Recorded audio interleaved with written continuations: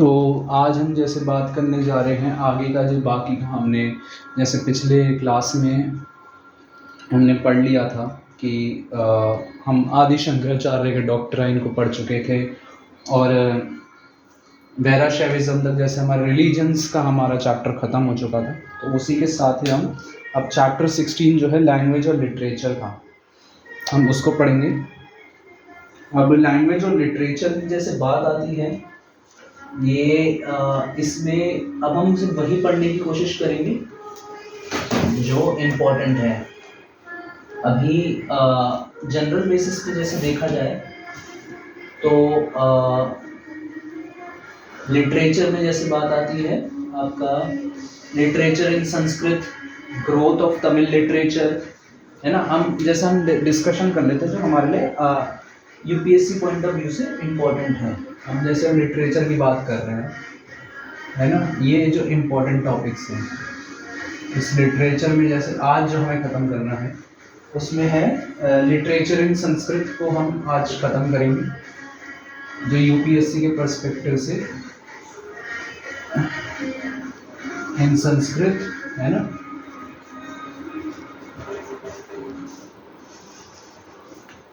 बात आती है ग्रोथ इन तमिल लिटरेचर,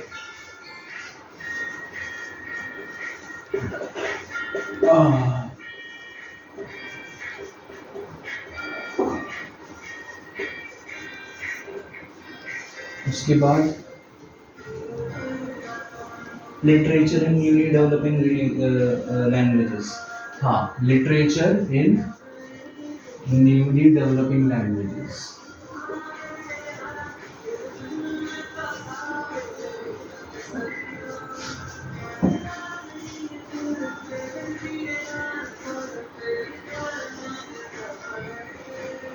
उसके अलावा कलहन की रजत रंगिनी,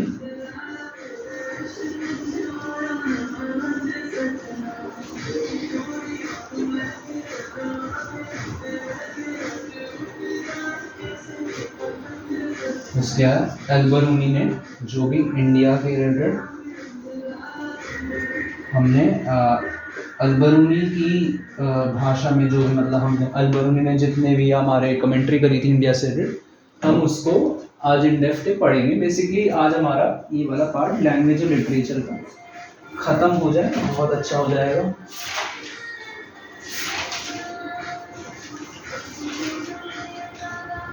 However, the fact is कि हम ये पढ़ चुके हैं पहले ही, मेरा जो मानना है।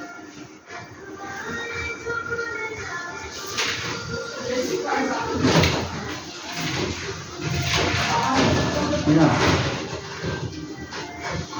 तो हम देखो यहाँ तक तो हम पहले भी पढ़ चुके हैं, हम इसको नहीं पढ़ेंगे। हम आज कलहन की रजत रंगिनी और अलबरूनी का इंडिया के रिलेटेड क्या विचार थे उसके बारे में हम डिस्कशन करेंगे, है ना। उसके अलावा आज जो है 13वीं सेंचुरी का डिस्कशन करेंगे, है ना। बुलियन इन्वेशंस और factors behind Boolean success, economic, social. हम आज बेसिकली जितना हम 13वीं सेंचुरी को कवर अप करने की कोशिश करेंगे, और इसके अलावा कलहन की रजत रंगिनी और अलबरूनी का इंडिया, हम इसको पढ़ने की जितनी जल्दी कोशिश कर सकते हैं बहुत ही अच्छा है ना। चलो आज थोड़ा एक क्विक क्रक्स के साथ अच्छे से पढ़ाई करते हुए चलते हैं, है ना। चलिए,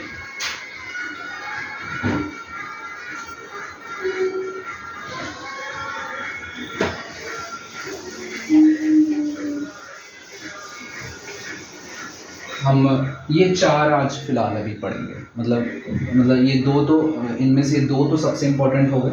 उसके बाद यूनिट 13 पढ़ेंगे बस आज, है ना। तो यूनिट 13 जैसे अब आती है, तो यूनिट 13 में सबसे पहले जो आता है क्या क्या है, इस्टेब्लिशमेंट ऑफ दिल्ली सल्तनत।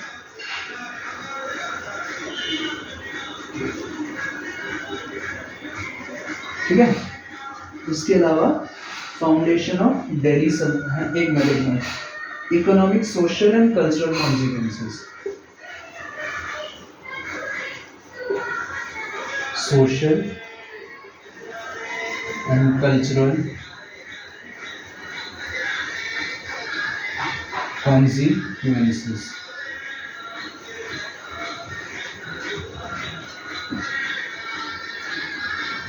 The foundation of Delhi Sultanate.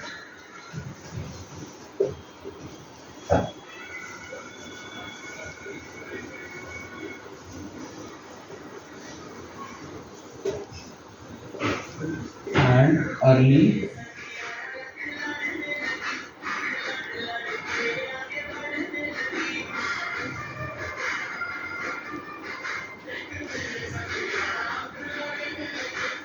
Turkish sultans.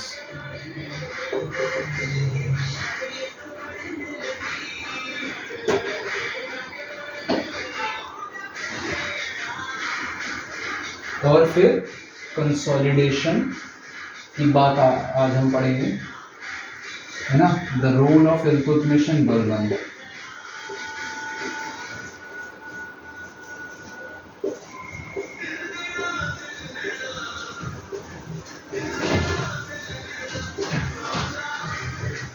तो आज जो है बेसिकली हमारे लिए क्या क्या इंपॉर्टेंट टॉपिक्स हैं खत्म जो हमें करने, बेसिकली कलन की रजत रंगीनी आज हम खत्म करेंगे, फिर अल-बरूनी का इंडिया के लिए क्या विचार थे उसके बारे में पढ़ेंगे, फिर यूनिट 13 में एस्टैब्लिशमेंट ऑफ दिल्ली सल्तनत, और फिर economic, social and cultural consequences, फिर उसके बाद फाउंडेशन ऑफ दिल्ली सल्तनत और अर्ली टर्किश सुल्तान, ठीक है।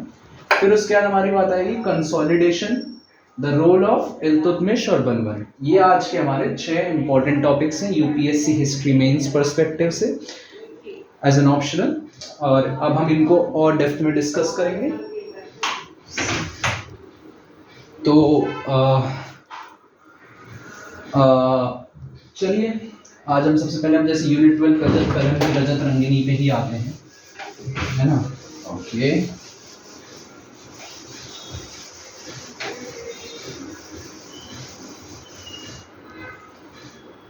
चलिए कलहन की रजत रंगीनी।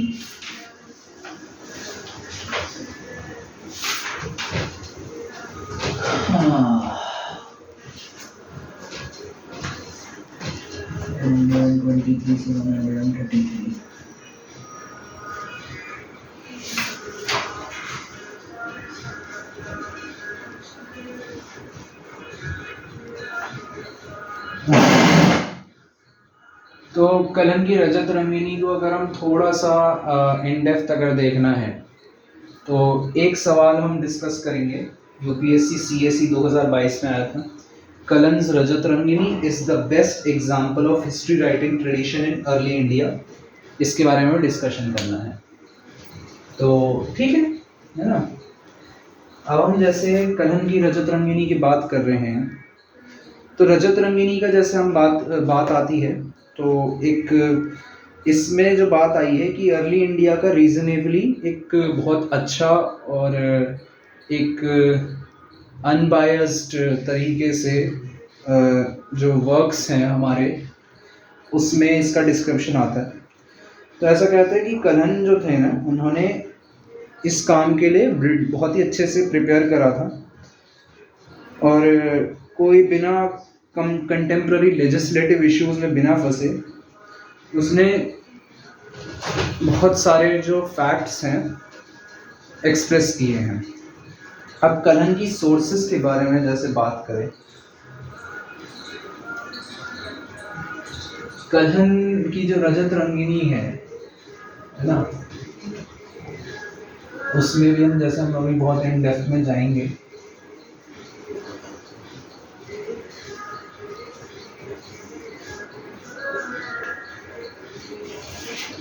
तो जस्ट अ मिनट, है ना।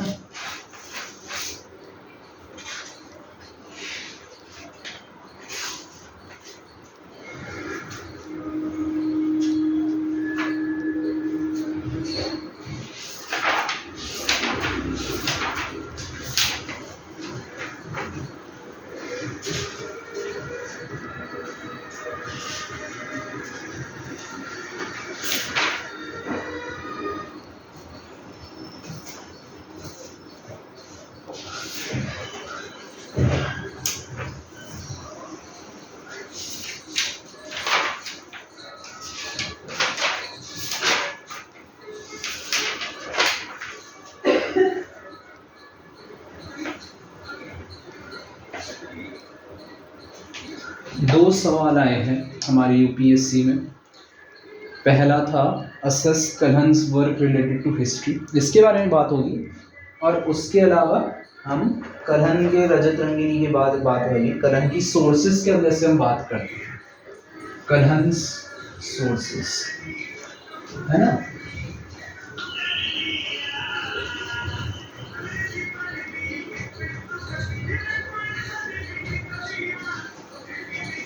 इसने क्या करा था कलहन ने कि इसमें बेसिकली यूटिलाइज कर ली थी आपकी बहुत सारी जो 11 क्रॉनिकल्स थे, इससे पहले जो हिस्टोरियंस आए थे उसको यूटिलाइज कर लिया था as a source of information for his work, ठीक है। यूटिलाइज्ड 11 सोर्सेस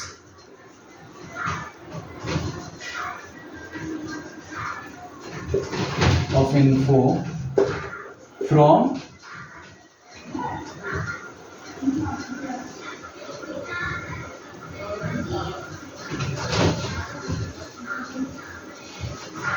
preceding historians, ठीक है। ये हमारा रजत। उसके अलावा क्या था,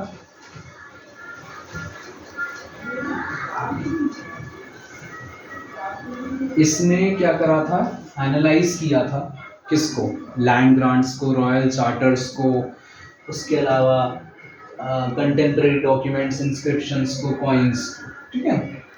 तो क्या क्या किया था, analyse royal charters,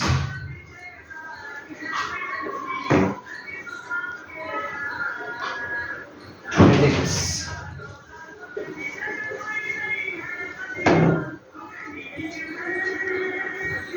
grants of land,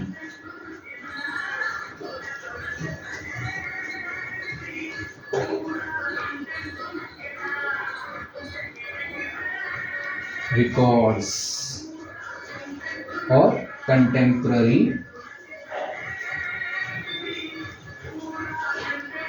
documents। Okay, then फिर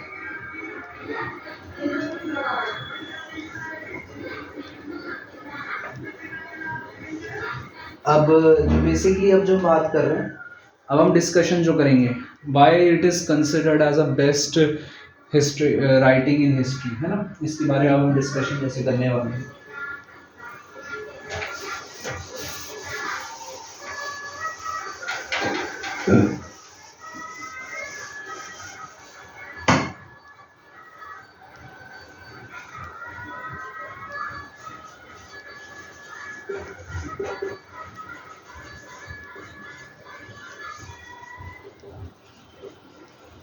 क्यों माना जाता है best examples of history writing में, अब हम इसको देखते हैं जैसे, है ना। नाइस। तो ऐसा क्यों माना जाता है,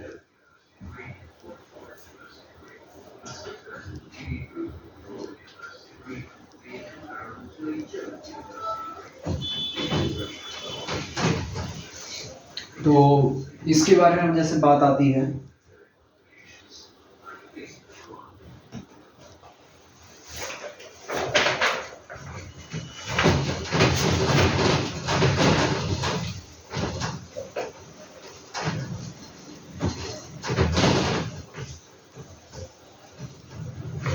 इसमें वही बात कि भाई utilise the works of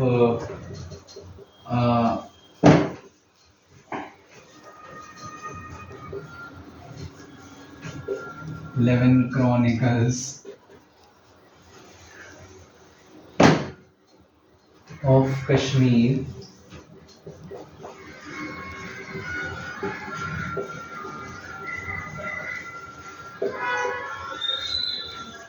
genealogy.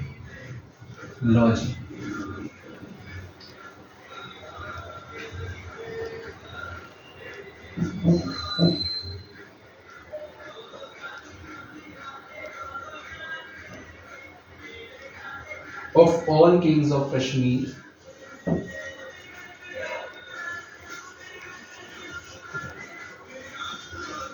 ठीक है,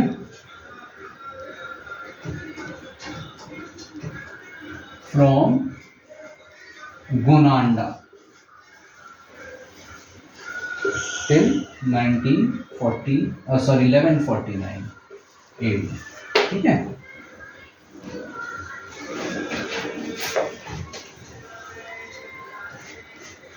अब जो कलहन जो था बेसिकली,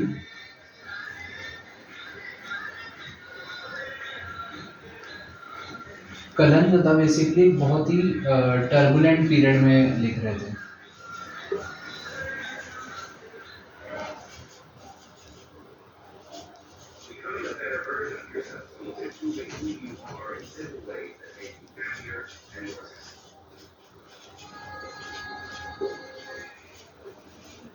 ओके देन, है ना, कलहन एक टर्बुलेंट पीरियड में लिख रहे थे।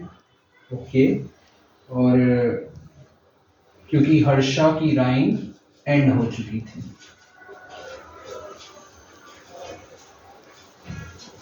और ये पीरियड ऑफ टसल चल रहा था।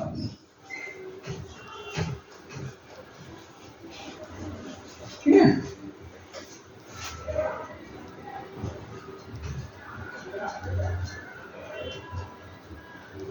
जो अचीवमेंट्स हैं all important Kings of important. हाँ, अब जो बात है कि भाई कलहन ने और क्या करा,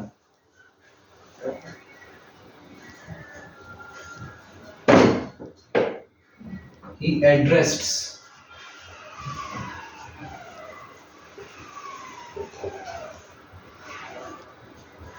the achievements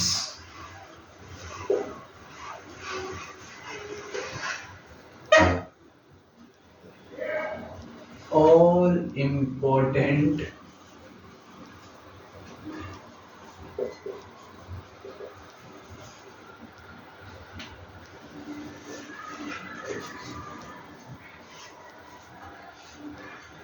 किंग्स, और इम्पोर्टेंट है ना उस वक्त के जितने भी, और उनके सारे इम्पोर्टेंट इवेंट्स को भी इसने डिस्क्राइब किया, एड्रेस किया।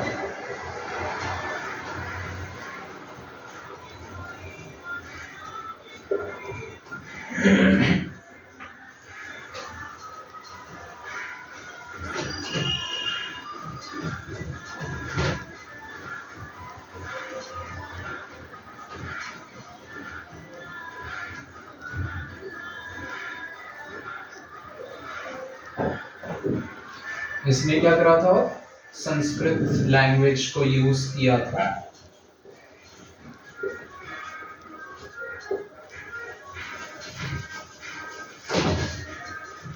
टू ऑर्नेट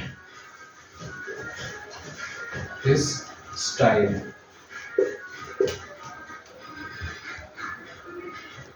ओके, और क्या करा था,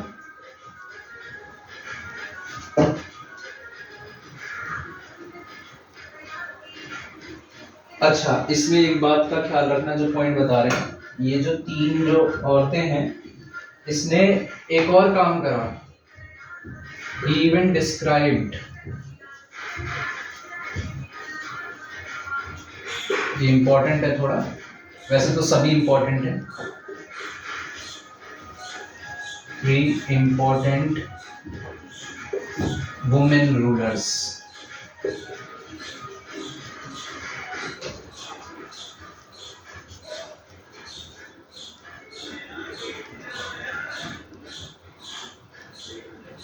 पहला यशोवती,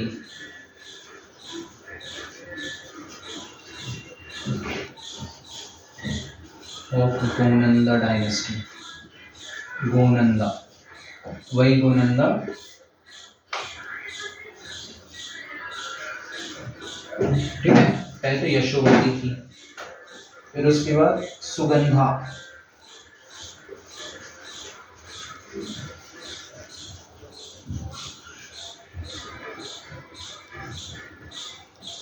उत्पल डायनेस्टी की,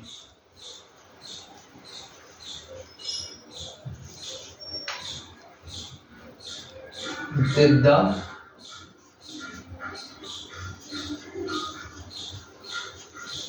और यशा का literature.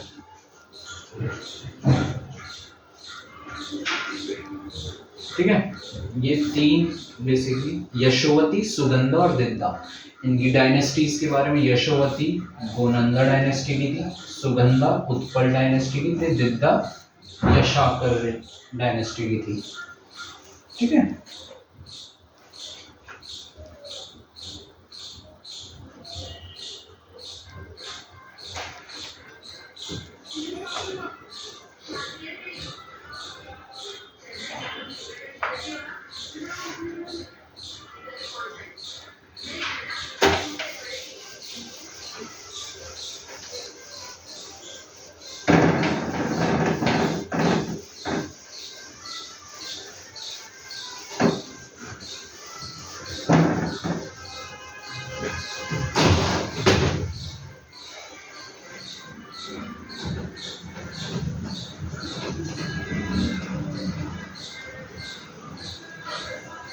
in spite of his prejudices, उसकी prejudices होने के बावजूद, in spite of this, है ना, उसने क्या करा। अब जो हम पॉइंट डिस्क्राइब कर रहे हैं,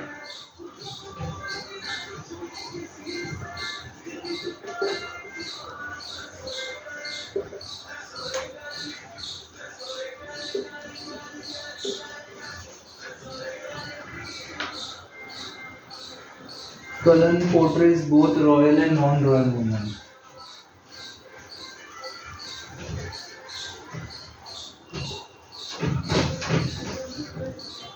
Both royal and non-royal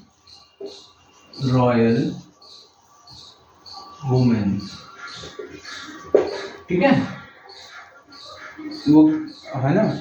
तो इसने क्या करा था, as historically relevant figures.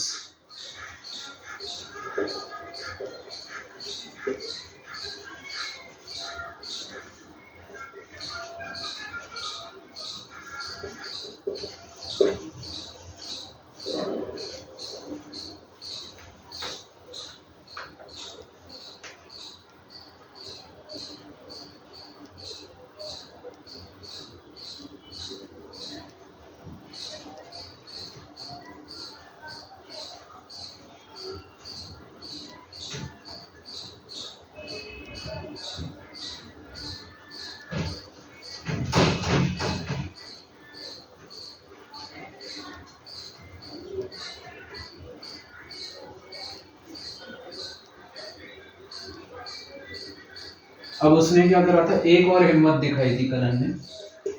He describes the misrule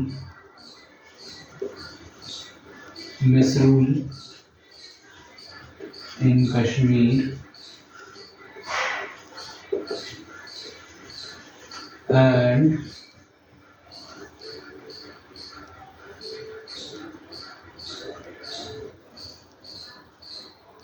misrule prevailing in Kashmir and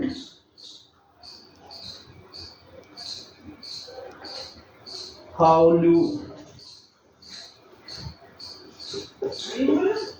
the local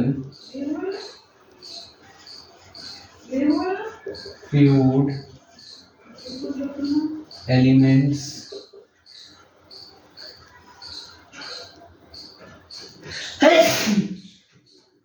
were trying to destabilize the throne. He advised the king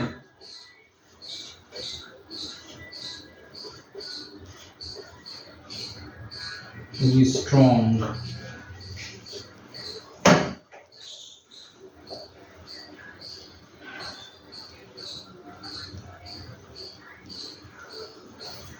And should ensure that there is no concentration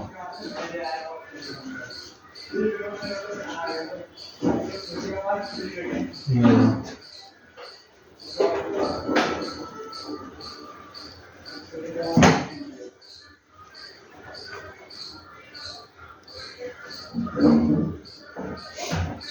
इसने और क्या करा?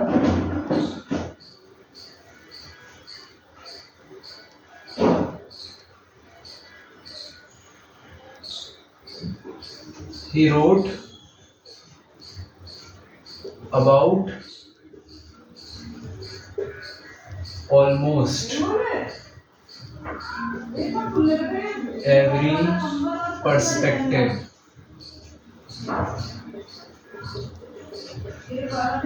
of Kashmir.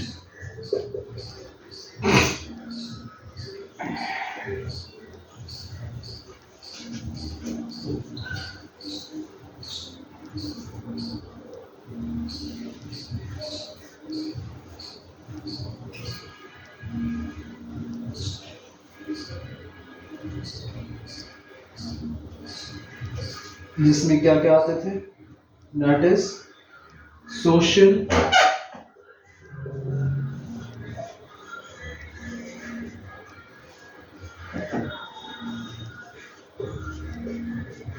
economic, literary,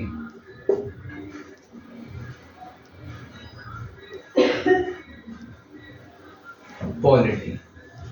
ठीक है?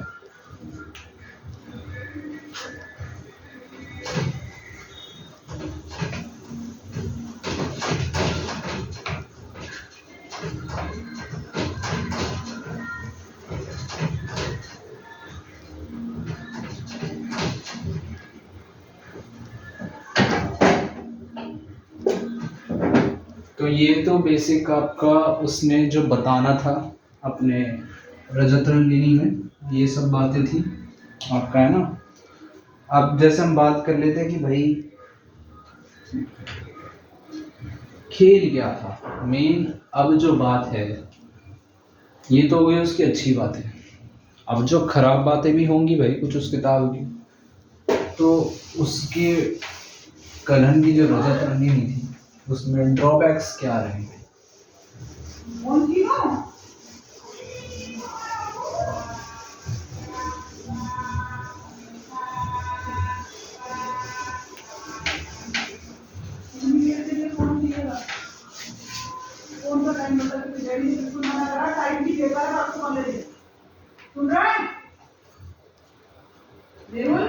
अब limitations की बात आती है।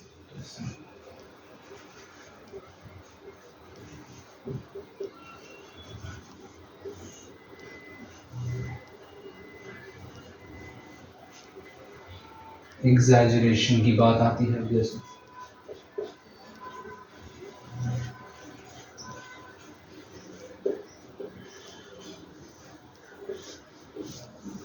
एग्जैजरेशन आ जाती है बात अपनी। Many instances were exaggerated. बहुत सारे जो इंसिडेंसेस थे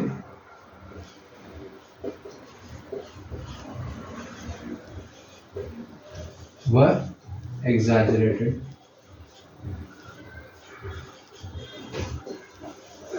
For example, military conquest of Lalit Aditya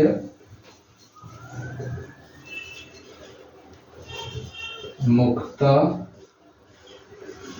पीड़ा। ठीक है, ये एक पॉइंट हो गया। उसके अलावा क्या है भाई, इरेशनैलिटी की बात आती है आपकी उसमें। कहते हैं कलन इरेशनल बहुत था, मतलब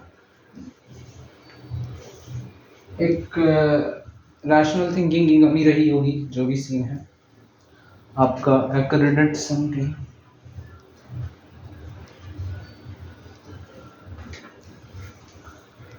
इसने क्या करा एक्रेडिट कर दिया कुछ किंग्स को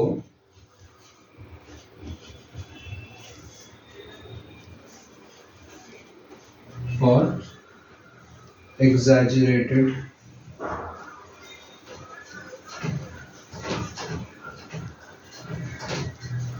reign of time period.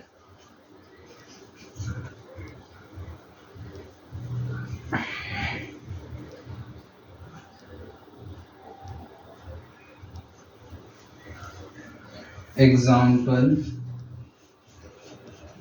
King Ranaditya जो थे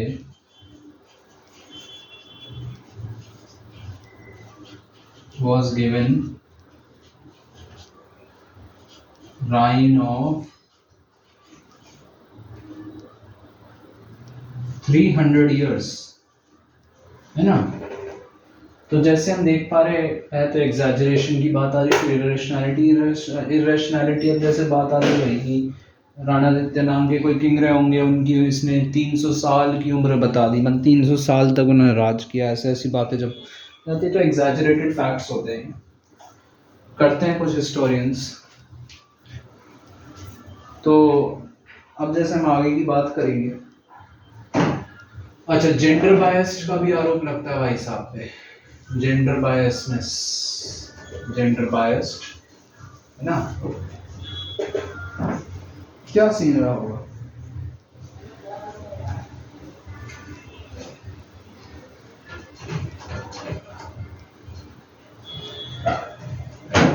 प्रेजुडाइसेस रहे हैं अगेंस्ट क्वीन दिद्दा,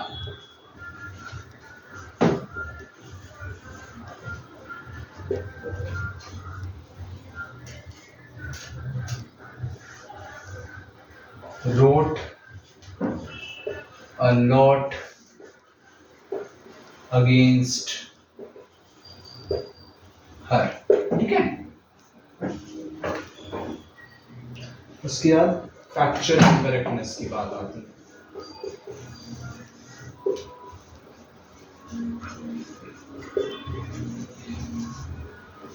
ये भी भाई साहब ने काम कर रखे थे, ओके। अच्छा इसमें मौर्यास जो थे ना ऑफ मगध,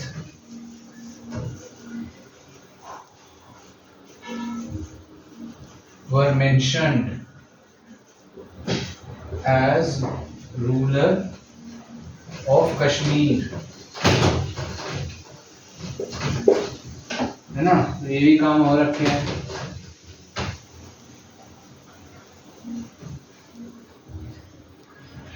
तो ये 4 पॉइंट थे। और फाइनली अब जैसे कि हमने यही मेन चीज़ें थी रजत रंगीनी की। अगर थोड़ा सा और जानना है तो जानने को लेट मी सी क्या सीन रहा होगा इसमें।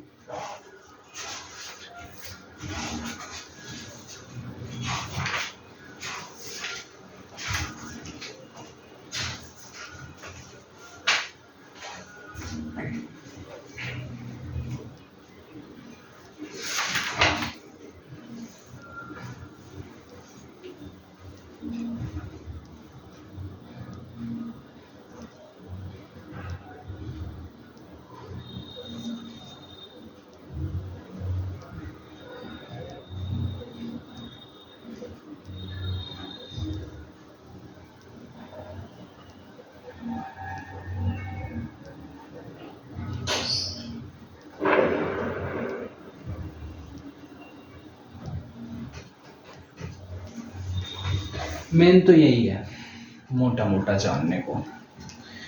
इन फैक्ट्स को भी अगर ढंग से जान लिया तो भी एक अच्छा आंसर लिखा जा सकता है यूपीएससी के एग्ज़ाम में, है ना। मेरा मानना है इससे ज़्यादा रजत रंगिनी के लिए जानने की ज़रूरत नहीं है।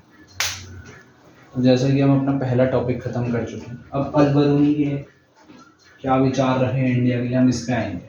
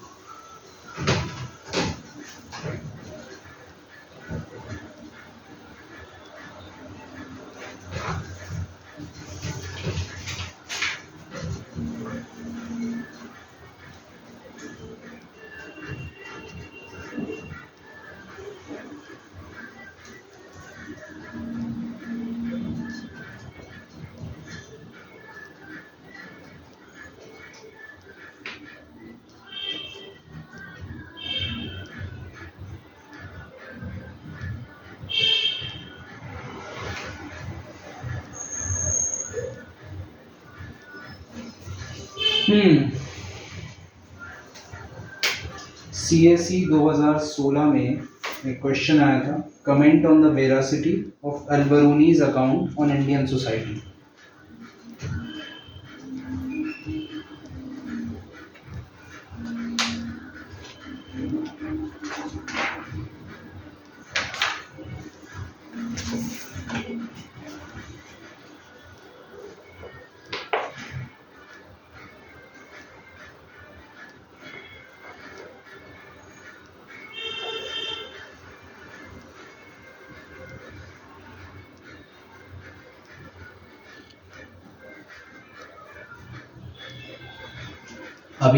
अब जैसे हम किसके बारे में बात करें, अल बरूनी के अकाउंट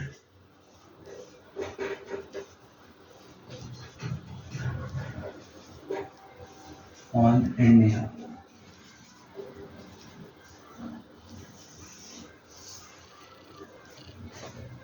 मेहुल, बस बेटा थोड़ा सा हिंदी इंडिया निकालने कंप्यूटर आई कुछ भी बस कर।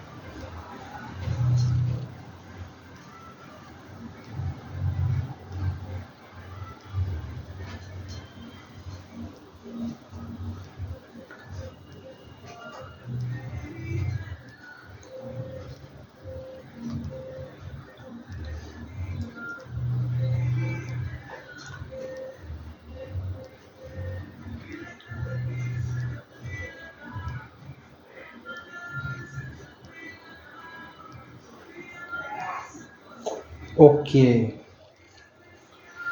तो सबसे पहले तो इंट्रोडक्शन की बात आती है।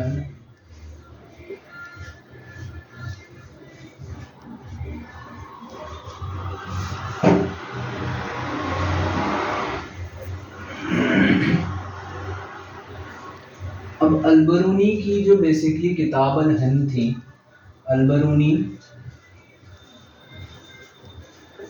सबसे पहले अल बरूनी के बारे में बता दो, है ना।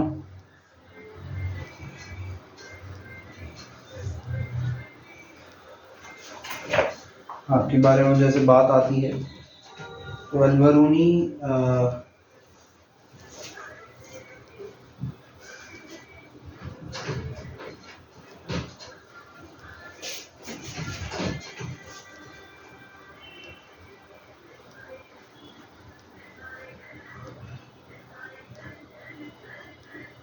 a famous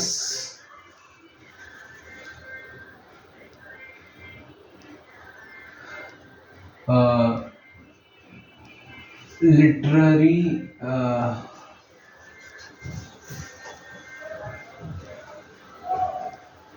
writer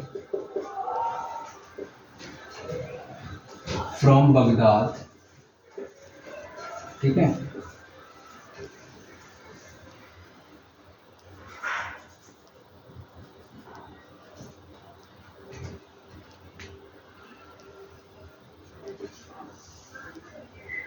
In the period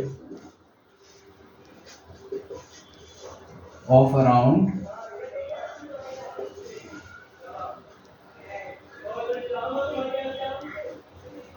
1030 AD में, ठीक है।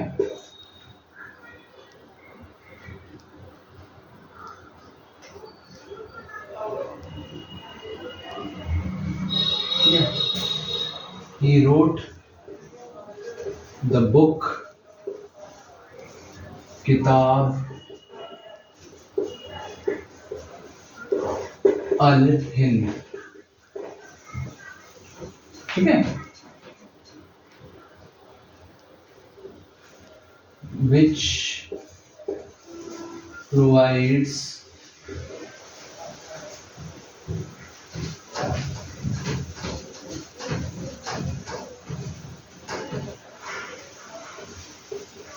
valuable source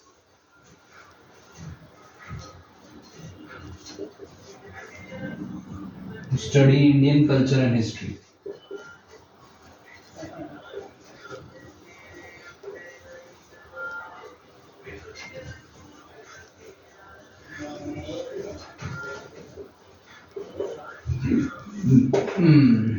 ठीक है।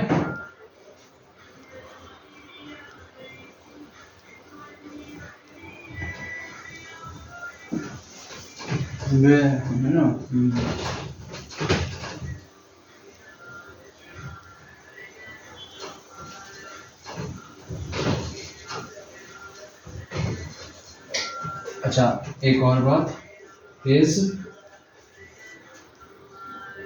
research methodology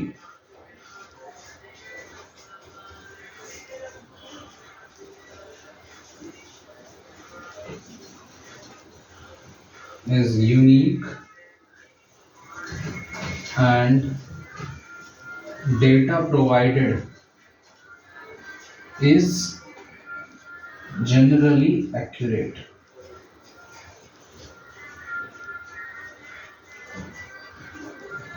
ठीक है। इतना जो है बेसिकली उसमें जो बात आई, ये तो आपका इंट्रोडक्शन पार्ट हो गया है आपका, ठीक है।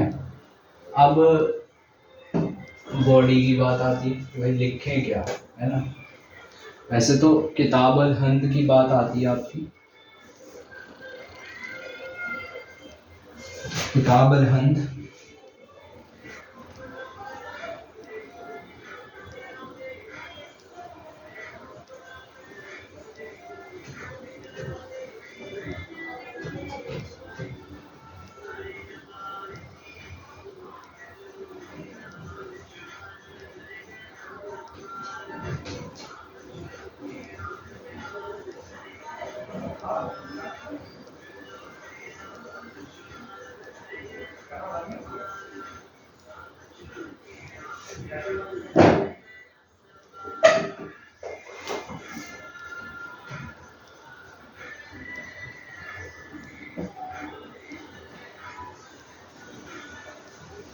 तो एक बात आती है, इट इज पॉसिबल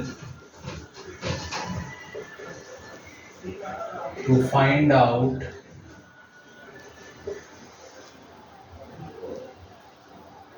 या draw out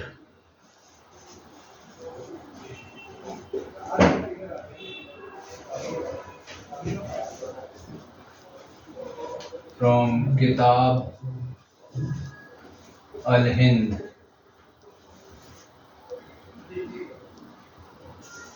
How he obtained his information.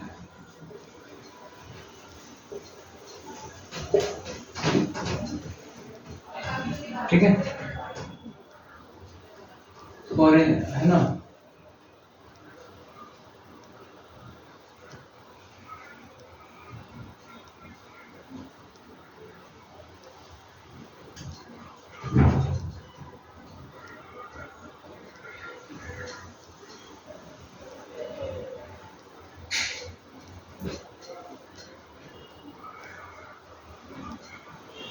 he described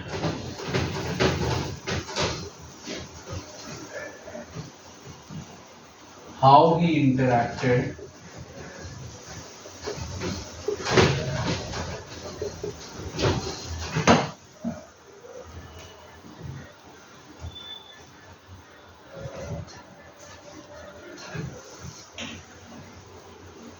with Kashmiris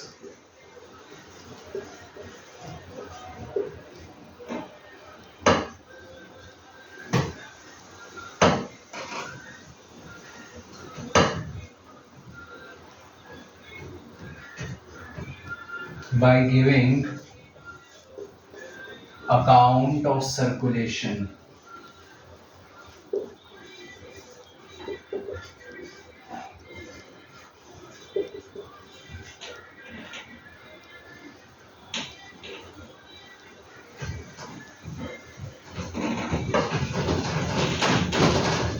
account of circulation दिया है इसने बेसिकली, है ना, of written documents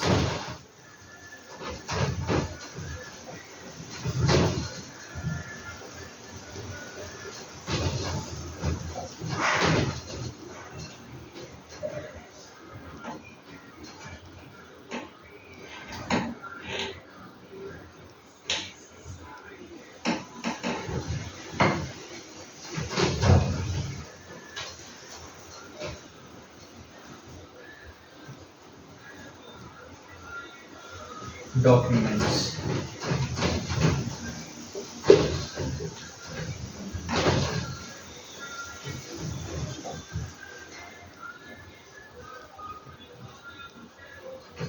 Moreover,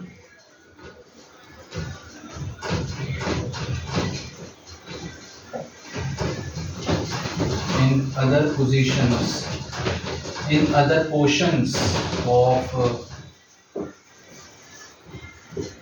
Kitab al-Hind,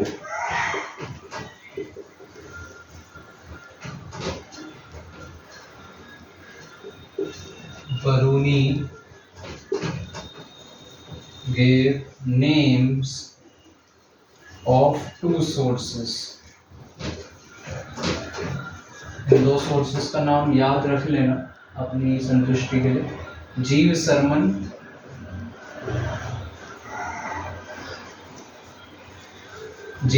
ने क्या किया था, इसने कश्मीर की दी थी और श्रीपाल ने मुल्तान की दी थी। ठीक है,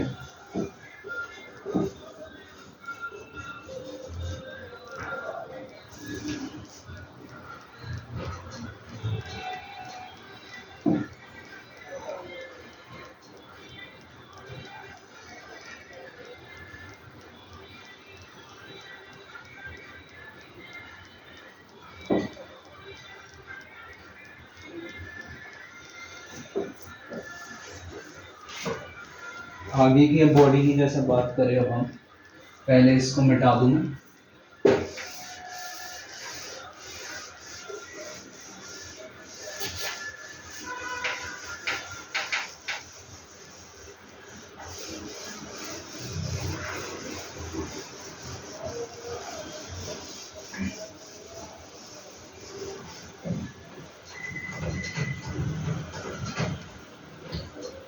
अब आगे की जैसे बात आती है,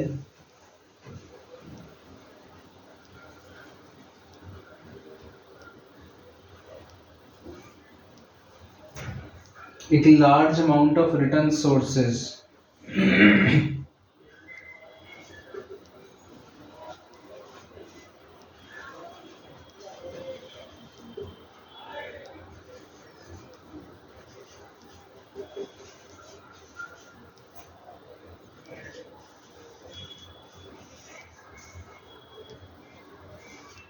was equally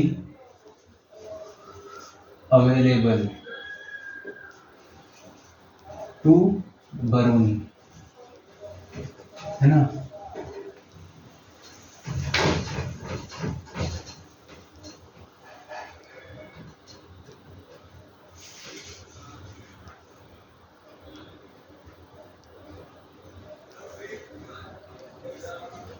He was acquainted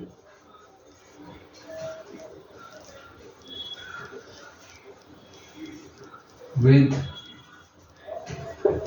these works either through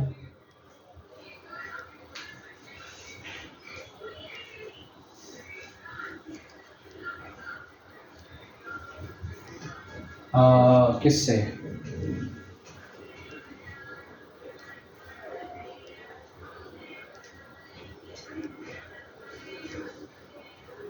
accounts of Brahmins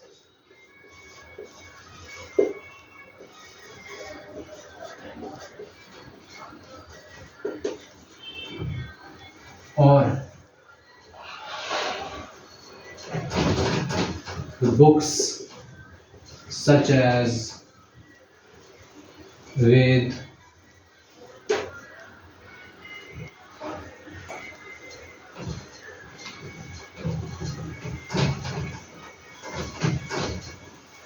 Vedas थे, ठीक है, मनुस्मृति की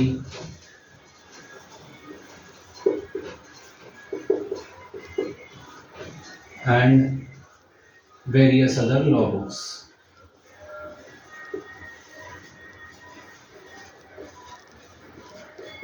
ठीक है भाई, अब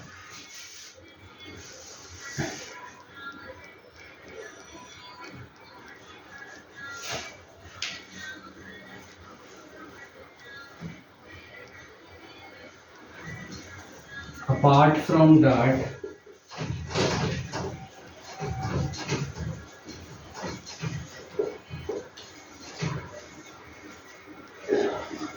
lot of info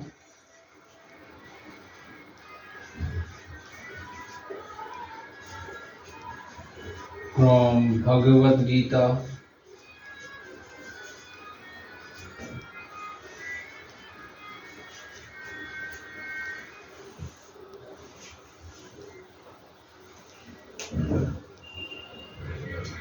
Purans,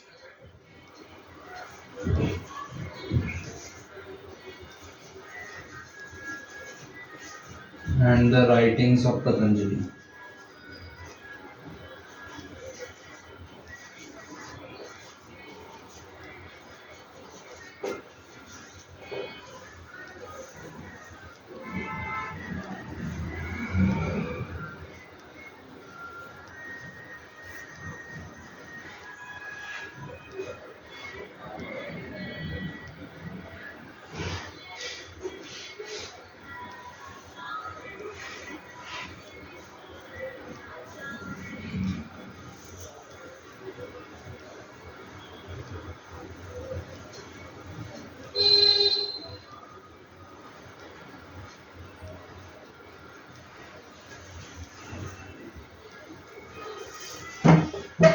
For info related to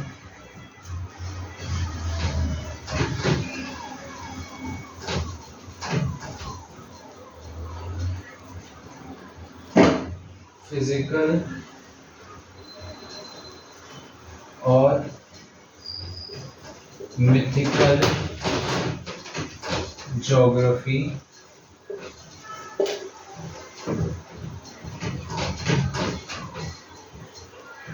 religion,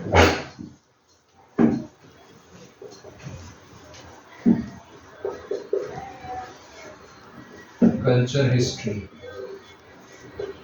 okay,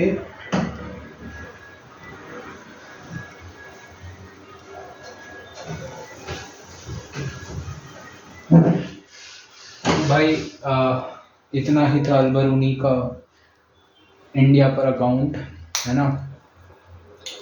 in books का स्पेशली याद रखना, है ना, कुरान, राइटिंग्स ऑफ पतंजलि। उसके अलावा तुम जो है बेसिकली और क्या याद रख सकते हो इसमें, है ना। और इसने और एक और चीज़ पढ़ी थी, ऑल्सो स्टडीड philosophies,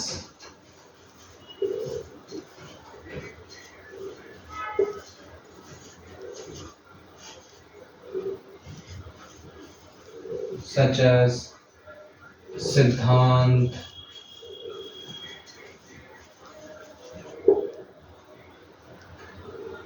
तंत्र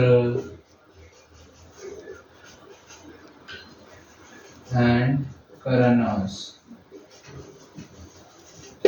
बस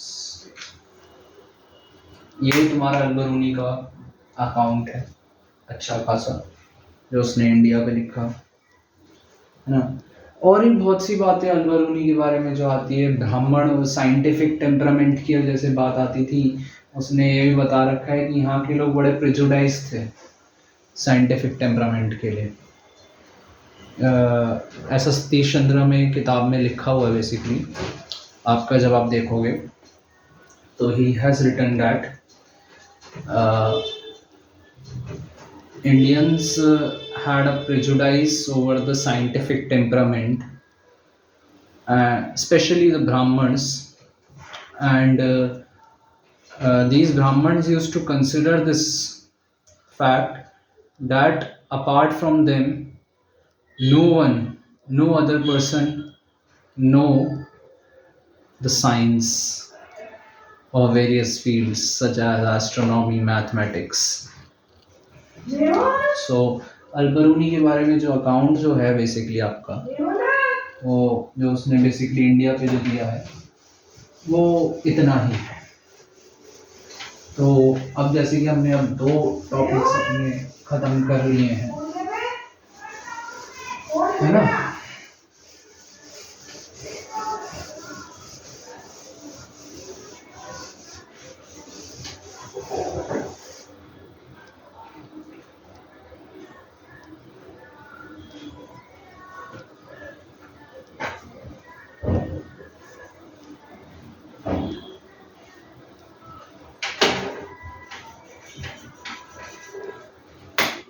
तो यहाँ पे हमारा बेसिकली 2 टॉपिक ख़त्म हो चुके हैं। अब हम आगे की, अब हम यूनिट 13 पे मेन जाएंगे।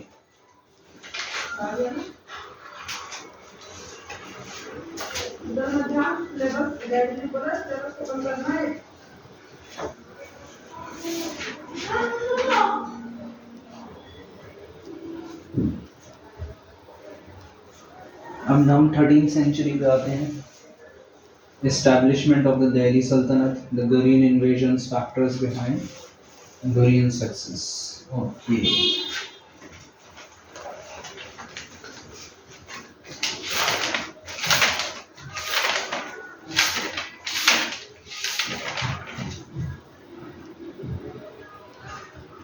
इसके लिए मैं आज तुम्हें कुछ पर्टिकुलर टॉपिक्स के बारे में जैसे बात आएगी,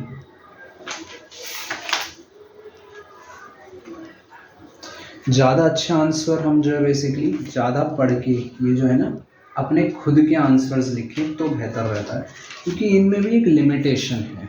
आप बहुत ज़्यादा अच्छे आंसर्स इनसे एक्सपेक्ट नहीं कर सकते, है ना। अल-बरूनी और सतीश चंद्र और ये सब जो बेसिकली ना,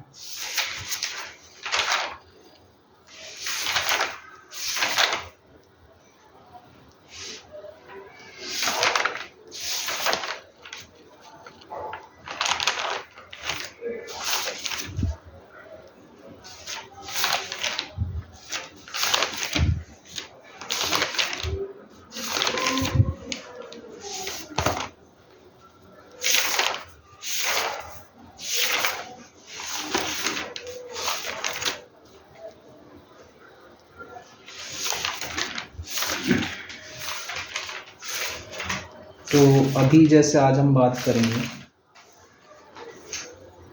जो आगे की जो 4 टॉपिक है उसके लिए हम इग्नू के मटेरियल पे जाएंगे। Chapter 6 Arab conquest of Sindh.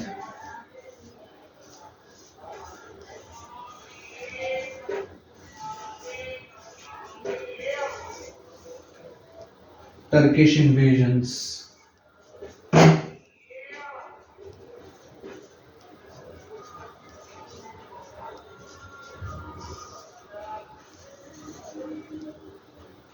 Mohammad Ghazni and Gauriya.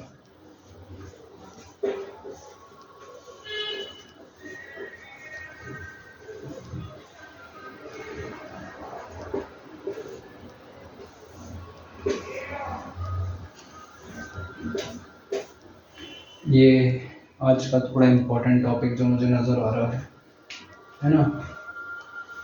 तो अभी जैसे हम हमारे लिए जो है सबसे पहले अब जब हम डिस्कशन करेंगे पहले तो अरब कॉन्क्वेस्ट ऑफ सिंध की बात आएगी, है ना। अरब कॉन्क्वेस्ट ऑफ सिंध की वजह से बात आ रही है।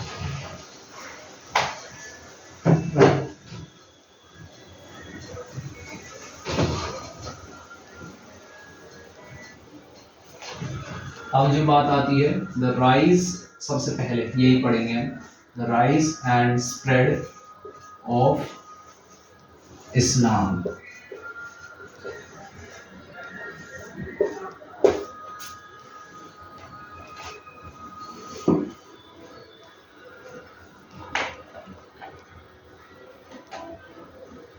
इस्लाम जो था बेसिकली आपको इतना तो पता ही है, फाउंडेड इन 7th सेंचुरी, ठीक है, by profit Mohammad.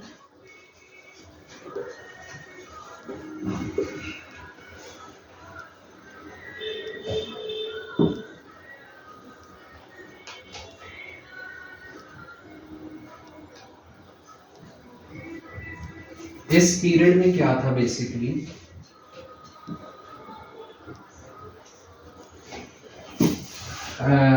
at this period of time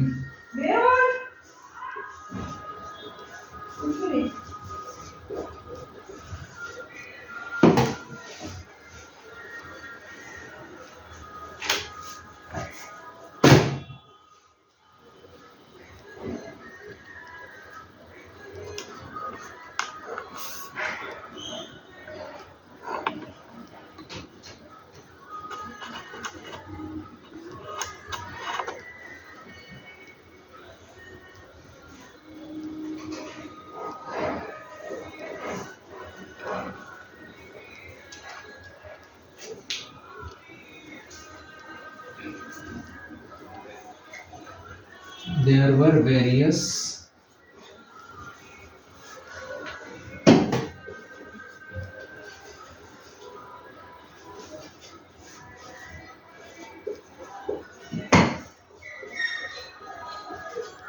Bedouin tribe following their own pagan faiths, ठीक है।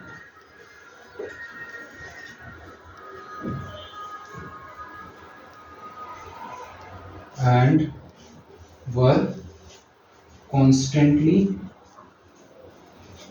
in war with each other, ठीक है।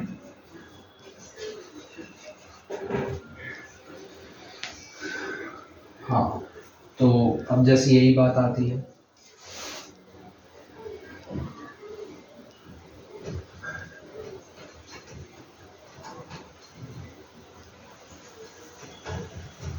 over economic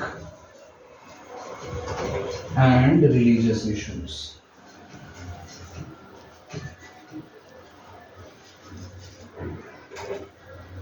ये जो सीन था आपको पता तो चल गई।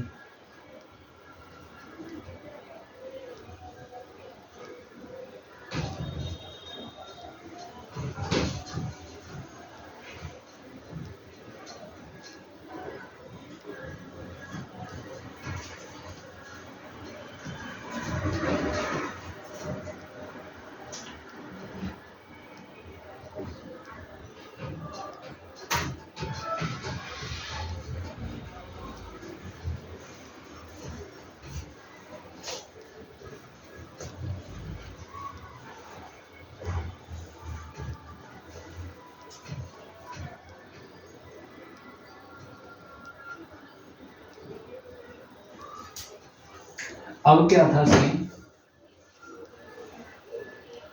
प्रॉफिट मोहम्मद ने क्या करा,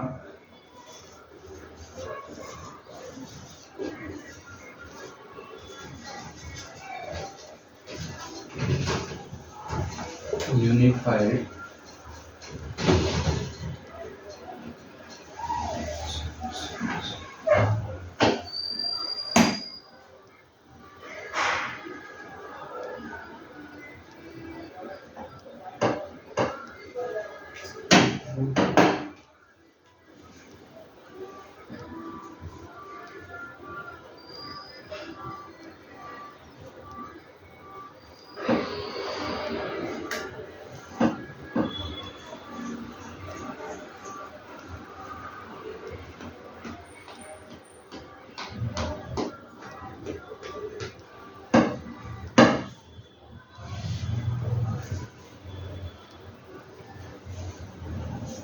यूनिफाई करा इन अरेबियन ट्राइब्स को,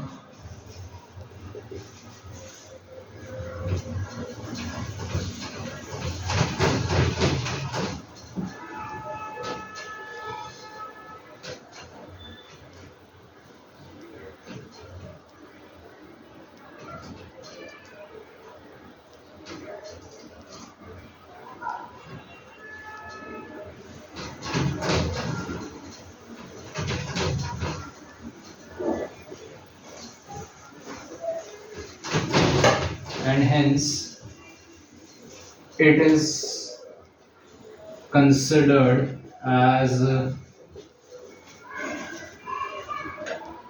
greatest achievement of Prophet Muhammad।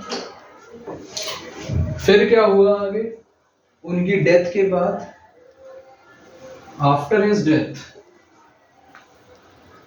rapid expansion of Muslim Sultanate, Muslim polity in and outside the Arabian Peninsula happened under Rashidun और उमायद खलीफाज के उसमें हुआ, उमायद कैलिफेट्स। बहुत ज़्यादा मैं नहीं लिखूंगा आपको ना, रशीदुन और उमायद खलीफाज जो कैलिफेट्स जो थी उनके अंडर फिर आगे की पॉलिटी या फिर जो कहें राइज हुआ मुस्लिम पॉलिटी का। राशिदुन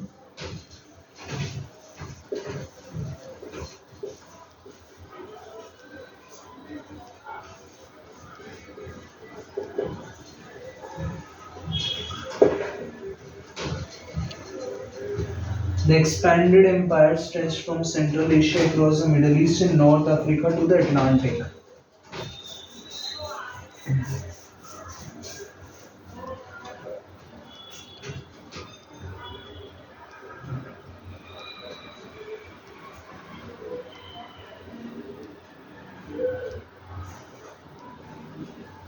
एक्सपैंडेड एरिया कहाँ तक पहुंचा, सेंट्रल एशिया में पहुंचा, नॉर्थ अफ्रीका के एरिया में पहुंचा,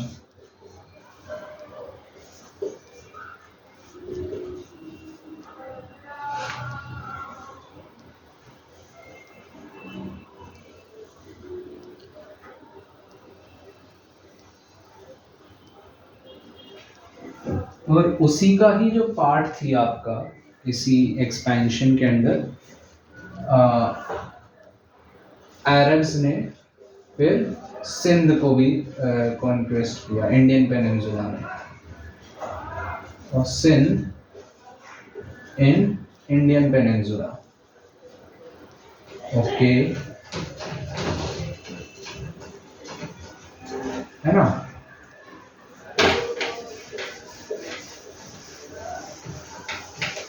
ठीक है, अब क्या बात आती है, एक बहुत बेहतरीन किताब कहें जो आपका डिस्क्रिप्शन करती है अरब कॉन्क्वेस्ट का सिंध के लिए उसका नाम था छछनामा।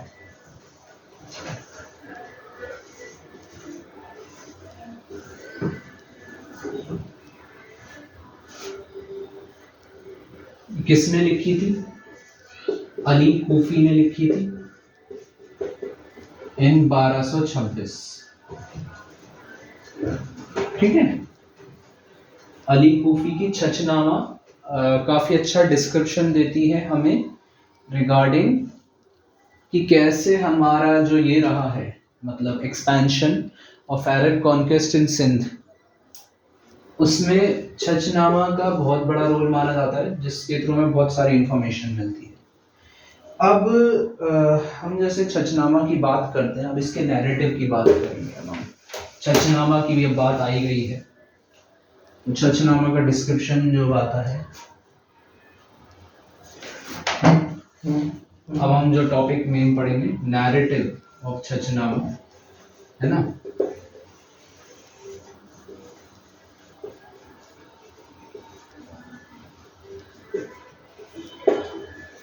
नैरेटिव ऑफ छछनामा की बात आती है।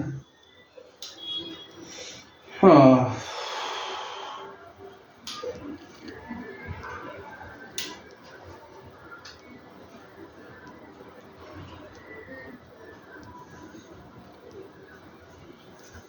तो ये जो छछनामा स्टार्ट होती है, किंग छछ से शुरू होती है, ठीक है, और उन्हीं के बारे में इंट्रिकेट डिटेल्स देती है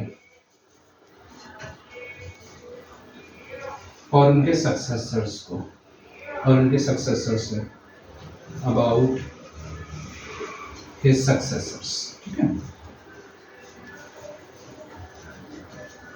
ठीक है भाई। अच्छा, उसमें अब एक और बात आती है, एक ब्राह्मण था,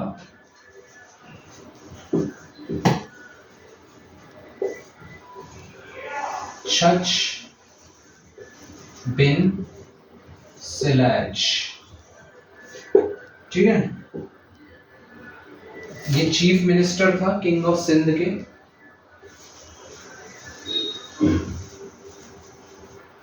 और इसका डिस्क्रिप्शन आता है कि कैसे ये फिर किंग की डेथ के बाद रानी की मदद से ये भाई साहब रूलर बन गए। ठीक है, ये छछनामा में इसके बारे में डिस्क्रिप्शन आता है। अब किंग बनते ही इसने क्या करा, एक सक्सेसफुल स्टेट एस्टैब्लिश करी।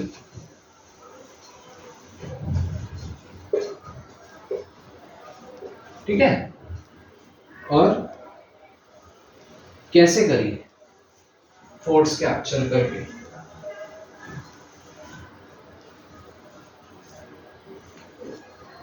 एग्रीमेंट्स साइन करके,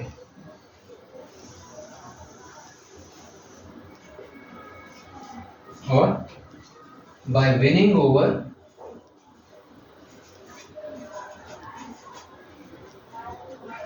Hindu and Buddhist interests.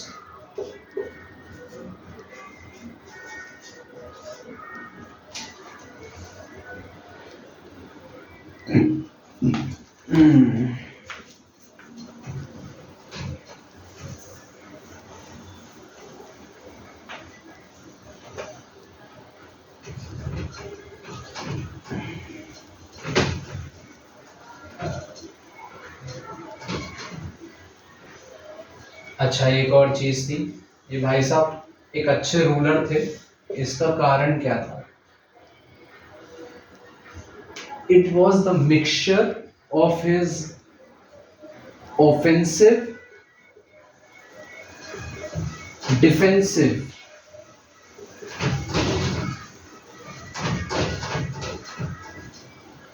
and tolerant policies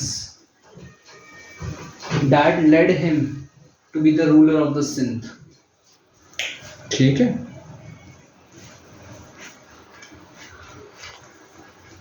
His success as a good ruler.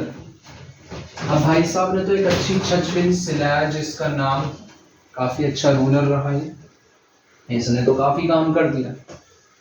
अब क्या हो गया, किंग दाहिर, इसके दो औलाद थी, दाहिर और दहाड़सिया, ठीक है। इन दोनों के बीच में वॉर ऑफ सक्सेशन शुरू हो गई।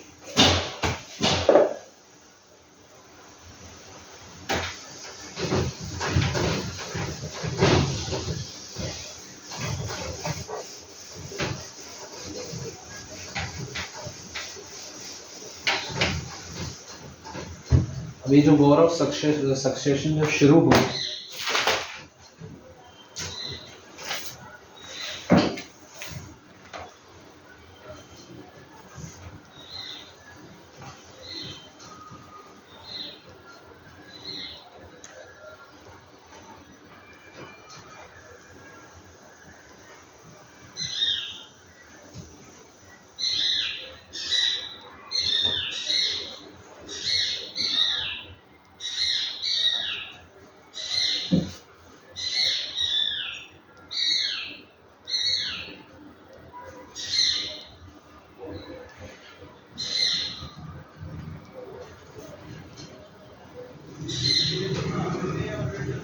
अब क्या था, जब सक्सेशन की वॉर शुरू हुई, अब ऐसे में क्या होता है,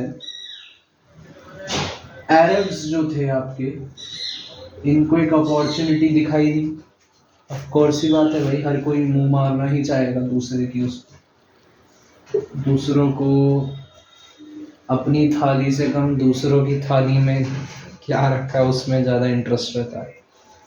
दूसरी साइड की घास हमेशा अच्छी लगती है, मार लो भाई, छीन लो उस एरिया को, है ना, इंटरेस्ट आ गया। अब क्या किया अरब्स ने, एक यंग कमांडर,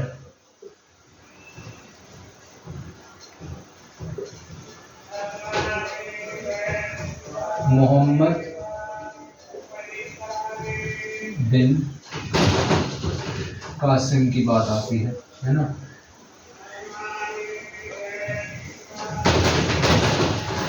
771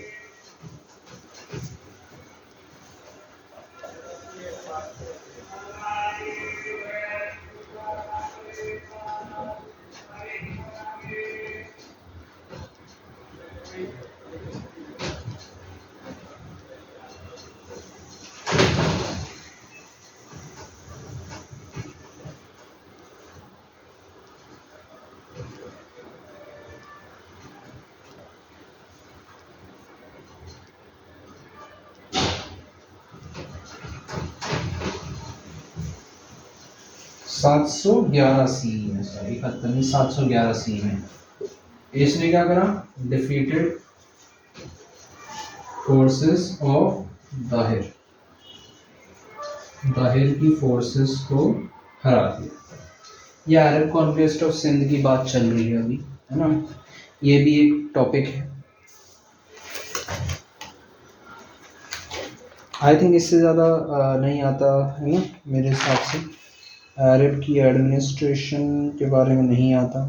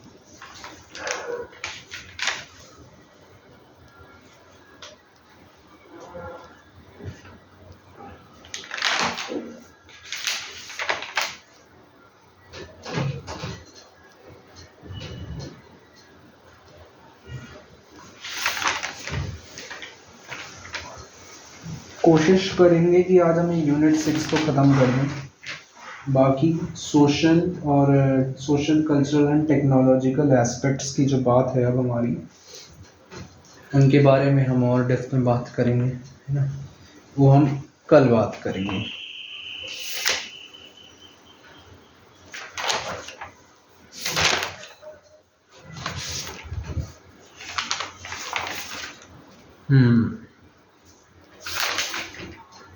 थोड़ा सा बड़ा है। कॉन्क्वेस्ट ऑफ सिंध के बाद अब हम अरब एडमिनिस्ट्रेशन तो नहीं पढ़ेंगे, कॉन्क्वेस्ट ऑफ सिंध को पढ़ेंगे अभी हम डायरेक्ट। ये तो बेसिकली हमने एक शॉर्ट में जान लिया कि भारत की कॉन्क्वेस्ट कैसे हुई। राजा ताहिर हर्षिया को मार दिया गया। छच बिन सलाज नाम का था एक रूलर था, है ना, मतलब राजा छच से शुरुआत हुई, उनका छच बिन सलाज करके अब एक ब्राह्मण वो हुआ। तो अब हम बात करेंगे द कॉन्क्वेस्ट ऑफ सिंध की।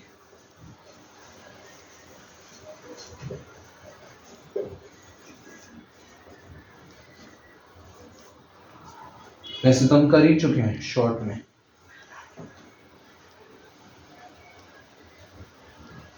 अब जब बात आती है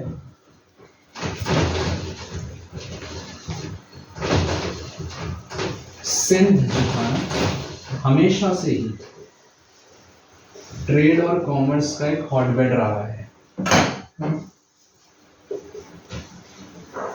ना। हमेशा से यहाँ पे जो लोग बाग थे वो मतलब ज़्यादा पागल से रहे हैं, मतलब थोड़ा इसके लिए। तो अरब मर्चेंट्स के जो थे एक्टिव ट्रेड रिलेशन रहे हैं इंडियन और south east Asian counter part के साथ, है ना।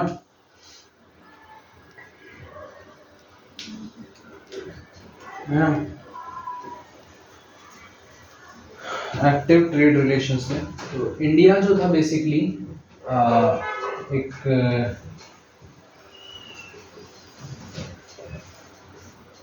रिच काउंटर पार्ट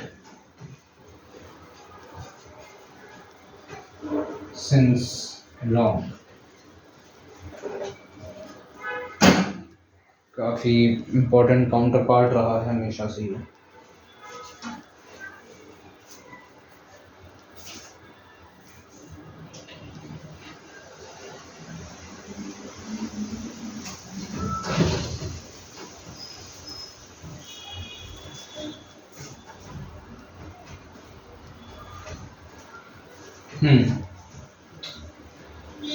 तो अब क्या था भाई, अब अरबियों की जीन लपलपा गई, उनको ये एरिया चाहिए था भाई, है ना।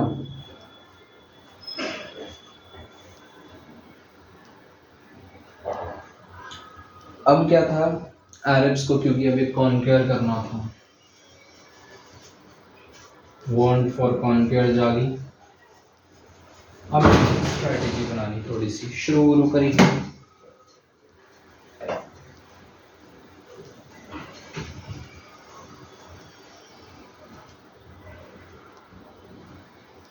अब क्या हुआ, after the rise of Islamisation,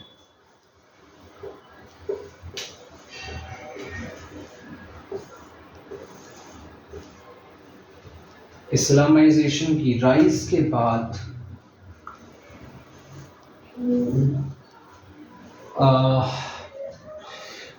Muslim world में एक जील, एंथुसियाज्म या फिर थी कि अभी हर जगह भागे, यूरोप कब्जा ले, मिडल ईस्ट कब्जा ले,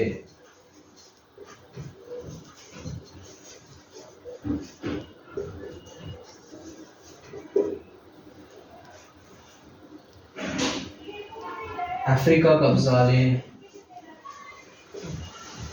और एशिया को कब्जा ले।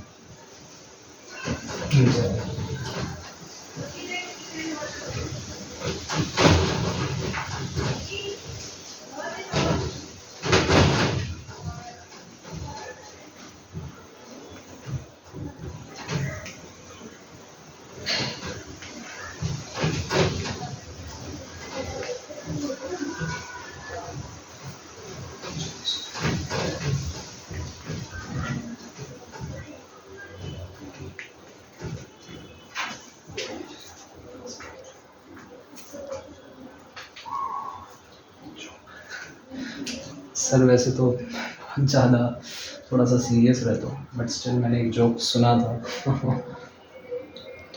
मेरे लिए मतलब सॉरी टू से मैं थोड़ा सा मूड ऐसा रहा है हमेशा कि मैं अल्कोहलिक वर्कोहलिक रहा हूँ, डिफिकल्ट इस टाइम जोक सोचना मेरे लिए। हाउएवर द फैक्ट इज एक मैं जोक सुना सकता हूँ आपको। ऐसे करके बात कर सकते हैं इंटरव्यू में, कोई बड़ी चीज़ नहीं है।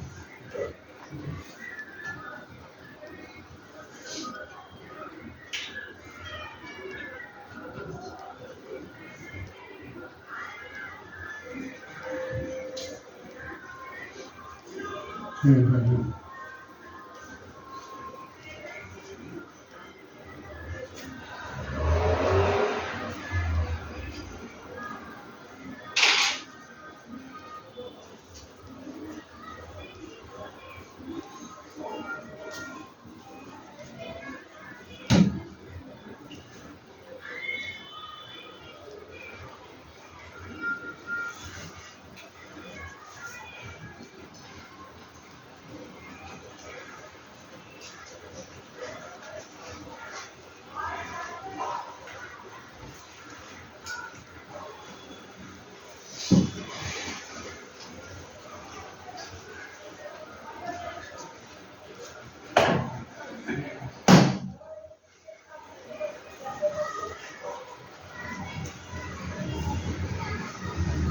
टुडे है ना, अब क्या हुआ,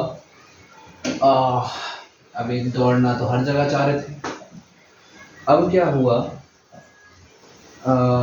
636 सी के बाद इन्होंने मतलब शुरू कर दिया कुछ ना कुछ कौन मतलब अटैक करना शुरू कर देते एक तरह से सिंपल, है ना।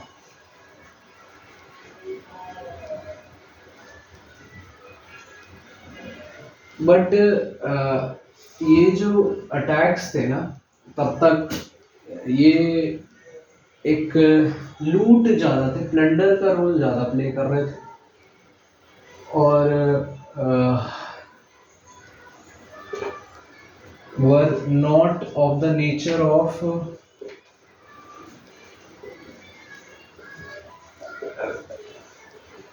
expansion of area, है ना।